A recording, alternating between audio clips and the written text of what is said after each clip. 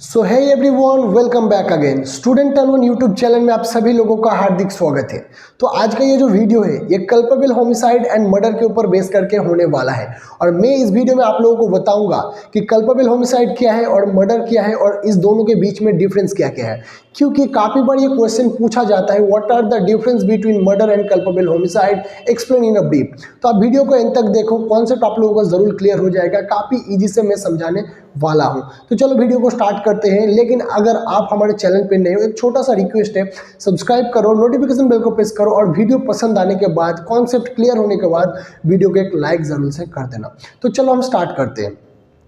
तो बात करते हैं कल्पेबल होमिसाइड क्या है और मर्डर क्या है। तो कल्पेबल जो होमिसाइड है वो सेक्शन 100 ऑफ बीएनएस में डिफाइन किया गया है। अगर मैं उसका डेफिनेशन पढ़ूं तो यहाँ पर देखो, whoever cause death by doing an act with intention of causing death or with intentions of causing such a bodily injury as is like to cause death commit a offense of culpable homicide। मतलब ये क्या कह रहा है, अगर कोई भी एक व्यक्ति कोई एक एक्ट करता है, कोई एक कार्य करता है और उस कार्य के वजह से कोई बंदा अगर मर जाता है और उसको कोई बॉडीली इंजरी आता है और उस बंदे का इंटेंशन था उसको मारने का या बॉडीली इंजरी देने का और उसे पता था अगर वो ये एक्ट करेगा तो इससे वो बंदा मर भी सकता है या फिर उसको बॉडीली इंजरी हो सकता है, तो अब हम कह सकते हैं कि ये कल्पेबल होमिसाइड है।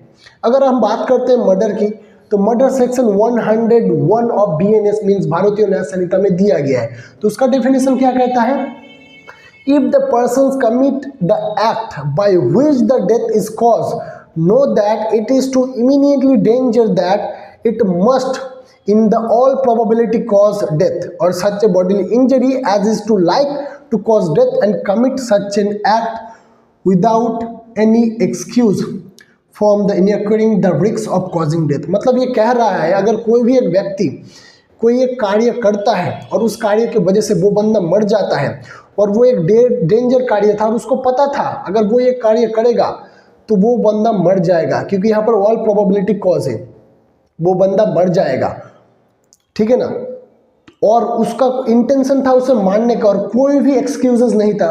एक्सक्यूजेस मतलब यहाँ पर वो बंदा नहीं कह सकता वो मुझे मारने आ रहा था इसलिए मैंने मारा। यहाँ पर बोल रहा है देखो, such an act without any excuse, कोई भी एक्सक्यूज के अलावा बिना कोई एक्सक्यूज के वो बंदा ये कार्य करता है, उसका इंटेंशन था, उसका प्रीमेडिएशन था, इस वजह से उसने ये कार्य किया, just because of that we can say that is a murder. अभी हम बात करते हैं, देखो मैंने आप लोगों को डेफिनेशन तो बता दिया जो बुक में लिखा गया है, लेकिन आप लोग अभी थोड़ा कंफ्यूज हो जाओगे, तो कोई बात नहीं, मैं आप लोगों को काफ़ी सिंपल से समझाता हूँ। देखो ये जो मैंने आप लोगों को बताया, अगर कोई भी एक व्यक्ति उसका इंटेंशन है किसी दूसरे बंदे को मारने का और उसका इंटेंशन के वजह से किसी दूसरे बंदे को मारता है और बॉडीली इंजरी देता है, उस वजह से अगर कोई भी व्यक्ति मर जाता है तब हम कह सकते हैं कल्पेबल होमिसाइड है। लेकिन ये मर्डर में भी आ सकता है। लेकिन एक चीज़ याद रखना, सिर्फ वही चीज कल्पेबल होमिसाइड होगा जो कि 4 एक्सेप्शन में फॉल करेगा, जो कि दिया गया है कल्पेबल होमिसाइड के अंडर।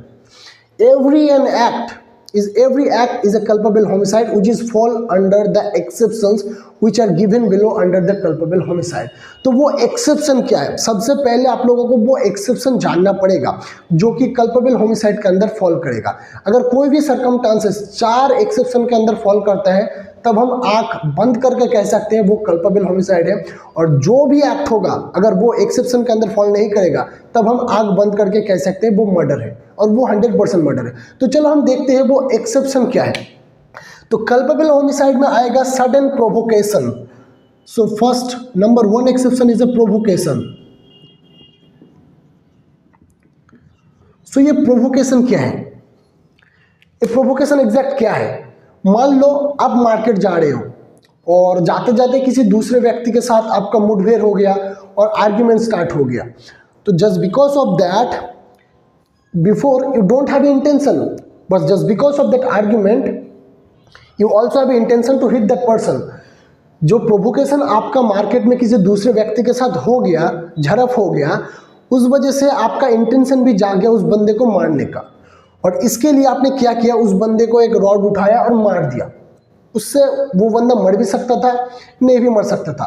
मान लो आपने मार दिया, तो अगर ये सर्कमस्टांसेस के अंदर फॉल करेगा तब हम कहेंगे जो भी एक्ट होगा अगर वो प्रोवोकेशन के अंदर आएगा तब ये कल्पेबल होमिसाइड है। आंख बंद करके कह दो ये कल्पेबल होमिसाइड है। अभी दूसरा एक्सेप्शन क्या है देखो, दूसरा एक्सेप्शन है guys self defence. Self defence, अब सभी लोगों को पता है लॉ में हम लोगों को सेल्फ डिफेंस दिया गया है जिसके तहत हम अपने बॉडी का, अपने प्रॉपर्टी का, किसी दूसरे बंदे का बॉडी का और उसका प्रॉपर्टी का सेव कर सकते हैं अगर कोई भी cheap miss trespass, robbery and theft commit करने को आता है हमारी तरफ तो। लेकिन ये एक्सटेंट ऑफ कॉजिंग डेथ भी मिलता है हम लोगों को सेल्फ डिफेंस के तहत। लेकिन वो कब मिलेगा, अगर कोई भी बंदा किसी लड़की को रेप कमिट करने को आ रहा है या फिर किडनैप करने को आ रहा है या फिर एसिड अटैक करने को आ रहा है, अगर कोई भी बंदा एसिड अटैक करने को आ रहा है तब आपका राइट है आप सेल्फ डिफेंस में उस बंदे का मर्डर भी कर सकते हो। तो अगर आपने कोई एक्ट सेल्फ डिफेंस में किया और वो बंदा मर गया तो वो भी आंख बंद करके कह सकते हो कि वो कल्पेबल होमिसाइड है। अभी चलो तीसरा एक्सेप्शन देखते हैं। तीसरा एक्सेप्शन क्या है, अगर कोई भी गवर्नमेंट ऑफिसर, मान लो यहां पर पुलिस ऑफिसर हो गया, ठीक है ना, कोई भी पुलिस ऑफिसर एंड कोई भी गवर्नमेंट अथॉरिटी अगर लार्ज नंबर ऑफ पब्लिक के गुड फेथ में काम करता है, यानी अच्छे के लिए, भलाई के लिए काम करता है और वो काम करते वक्त अगर कोई भी बंदा मर जाता है तब वो भी कल्पेबल होमिसाइड के तहत आएगा। तो इसे हम एक एग्जाम्पल से समझते हैं। मान लो आपके इलाके में झड़प हो रहा है दो ग्रुप के बीच में, नंबर ऑफ ग्रुप्स है, ठीक है ना, they are fighting to each other, just because of that the police officer came and try to stop that war but they don't pay any heed.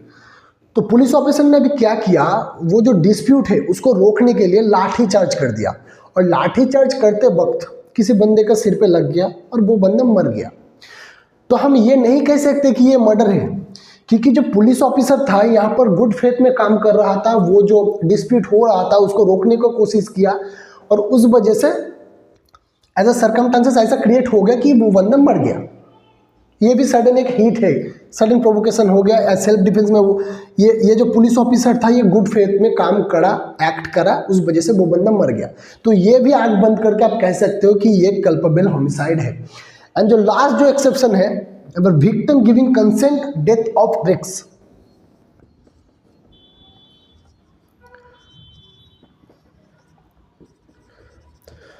सो ये क्या है, victim giving consent death of risk. मान लो A and B, A husband wife है, ठीक है ना, A and B husband wife है, इन दोनों की नई नई शादी हुआ है। तो शादी के बीच में इन दोनों के अंदर झड़प होता है, बीच बीच में झड़प होता है। तो अभी हस्बैंड ने वाइफ को क्या बोला, मुझे तुम्हारे साथ नहीं रहना है, मैं मर जाऊंगा, मैं सुसाइड कमिट करूंगा। तो वाइफ ने इसके रिप्लाई में बोला तुम मरने से पहले मुझे मार दो, उसके बाद मर जाना। तो अभी ये क्या हुआ, हस्बैंड उसको सीरियस ले लिया और उसके वाइफ को मार दिया। तो ये भी कल्पेबल होमिसाइड है। तो ये जो चारों एक्सेप्शन है, ये अगर कोई भी सर्कमस्टेंसेस इस चारों एक्सेप्शन के अंडर फॉल करेगा तब हम आंख बंद करके कह सकते हैं कि ये कल्पेबल होमिसाइड है। तो कल्पेबल होमिसाइड सेक्शन 100 ऑफ भारतीय न्याय संहिता में दिया गया है। तो बस आप लोग ये एक्सेप्शन जान लो, अगर कल्पेबल होमिसाइड और उसका एक्सेप्शन जान लोगे ना तब आप मर्डर भी क्लियर कर लोगे, ठीक है ना। तो एक्सेप्शन क्या है, सडन प्रोवोकेशन की वजह से कुछ ऐसा सर्कमस्टेंसेस क्रिएट होगा जिसका बंदे की मौत हो गया, कल्पेबल होमिसाइड है। सेल्फ डिफेंस में एक्ट करते वक्त कुछ ऐसा सर्कमस्टेंसेस हो गया जिससे कोई बंदे की मौत हो गया, सेल्फ डिफेंस है, मतलब कल्पेबल होमिसाइड है। अगर कोई भी पब्लिक सर्वेंट गुड फेथ में वर्क करते वक्त अगर कोई भी दूसरे बंदे को मौत हो जाता है तब भी सेल्फ डिफेंस है। अगर मिस्टेक से भी कोई बंदा मर जाता है, एक्सीडेंट से भी कोई भी बंदा मर जाता है तब भी वो कल्पेबल होमिसाइड है, ये बात याद रखना।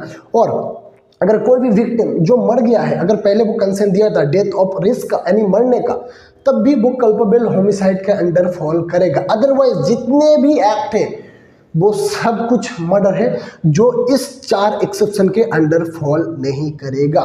यहाँ पर सीधा सीधा मतलब है, अगर मान लो मैं किसी दूसरे बंदे को मारना चाहता हूँ और मेरे में इंटेंशन है, मेरा प्रीमिडिएशन भी है, मैंने प्लान भी किया उस बंदे को मारने का, और मैं उसको सडन फायर कर देता हूँ उसके सिर पे और वो बंदा मर जाता है, मतलब मैंने ऐसा कुछ एक्ट किया, वो एक्ट सफिशिएंट है, मतलब इनफ है उसका मर्डर करने का, तो वो 100% मर्डर है। और जो भी कोई एक्ट है या सरकमस्टांसेस है या कोई एक्सीडेंट है या कोई मिस्टेक से अगर कोई बंदा मरता है या सडन एक्सीडेंट से मरता है, सेल्फ डिफेंस के वजह से, प्रोवोकेशन से, या victim of giving consent of death of risk and कोई public officer acting in a good faith causing death, then that is a culpable homicide. So I hope guys आप लोगों को पता चल गया कल्पेबल होमिसाइड क्या है और मर्डर क्या है। अगर आप लोगों को अब भी कोई डाउट रह गया है तो आप मुझे कमेंट्स में पूछ सकते हो, मैं आप लोगों का डाउट क्लियर कर दूंगा। आई होप ये वीडियो हेल्पफुल था।